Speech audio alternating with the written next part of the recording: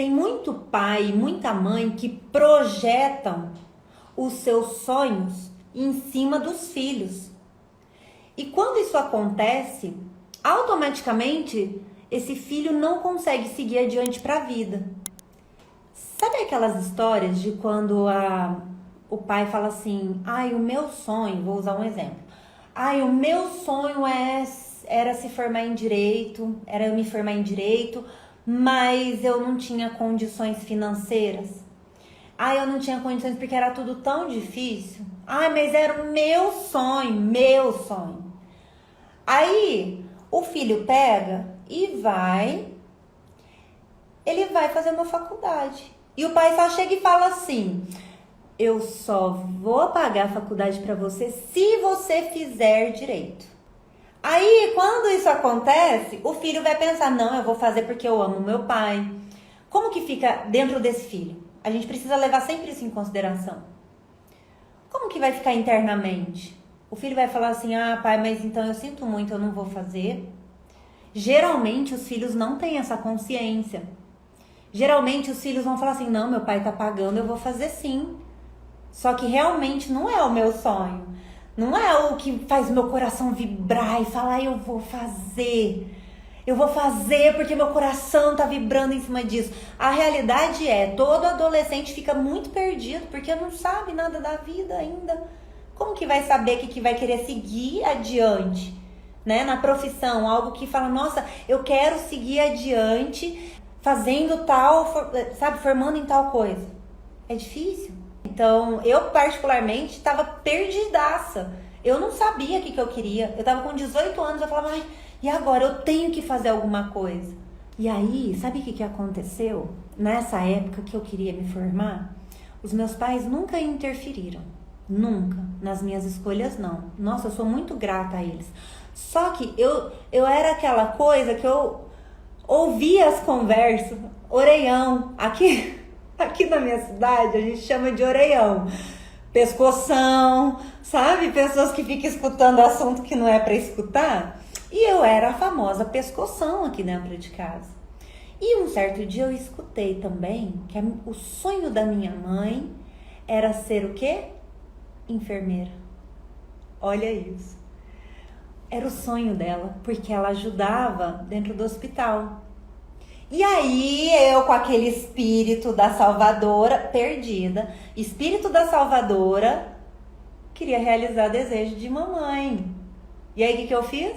Fiz enfermagem. Fui feliz? Eu fui feliz durante o processo.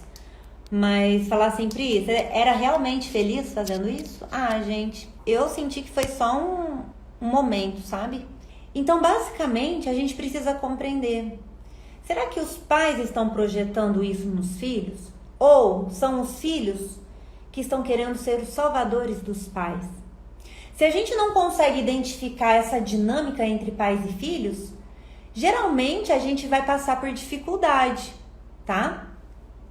Então, por exemplo, como que a gente consegue identificar isso? Peraí, os pais estão projetando em cima do filho aquilo que eles sempre queriam? Ou eles estão permitindo que esse filho siga a vida deles? Ou acaba acontecendo algo do tipo: será que esse filho, ele tá fazendo isso porque ele realmente tá feliz com a escolha dele? Ou ele quer fazer algo para compensar algo da mamãe e do papai? Será que esse filho tá sendo um pescoção igual a Priscila foi? Pescoção? E identificando isso, fica muito mais fácil de ajudar. Porque aí a gente consegue ajudar os pais a falar assim: mas os seus filhos, eles não têm que realizar os seus sonhos. Porque senão, gente, é viver muito no mundo da ilusão.